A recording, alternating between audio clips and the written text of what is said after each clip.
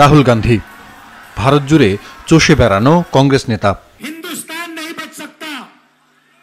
আজ উত্তরপ্রদেশের রায় বরেলি থেকে ভোট পরীক্ষায় নামছেন দলের সাবেক সভাপতি রাহুল।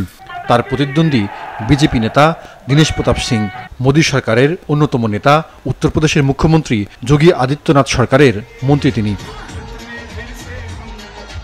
আজ মহারণে বিজেপির অন্য প্রার্থীর মধ্যে লখনৌ থেকে লড়ছেন কেন্দ্রীয় মন্ত্রী রাজনাথ সিং, আমেথিতে স্মৃতি ইরানি। জম্মু কাশ্মীরের প্রাক্তন মুখ্যমন্ত্রী ন্যাশনাল কনফারেন্স নেতা উমর আবদুল্লাহ বারামুলায় লড়ছেন।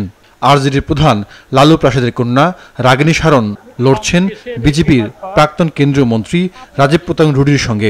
শিবসেনার প্রভাবশালী নেতা অরবিন্দ সাওয়ান্ত মুম্বাই দক্ষিণ থেকে আবার প্রার্থী হয়েছেন।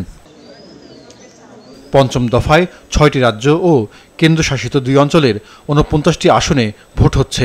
এর মধ্যে উত্তরপ্রদেশে ১৪, মহারাষ্ট্রে ১৩, বিহার ও উড়িষ্যায় ৫টি করে, ঝাড়খণ্ডের ৩টিতে ভোট হচ্ছে। পঞ্চম পর্বের ভোটগ্রহণের তালিকায় পশ্চিমবঙ্গের ৭টি আসন রয়েছে: আরামবাগ, বনগাঁ, ব্যারাকপুর, হাওড়া, উলুবেড়িয়া, শ্রীরামপুর এবং হুগলি।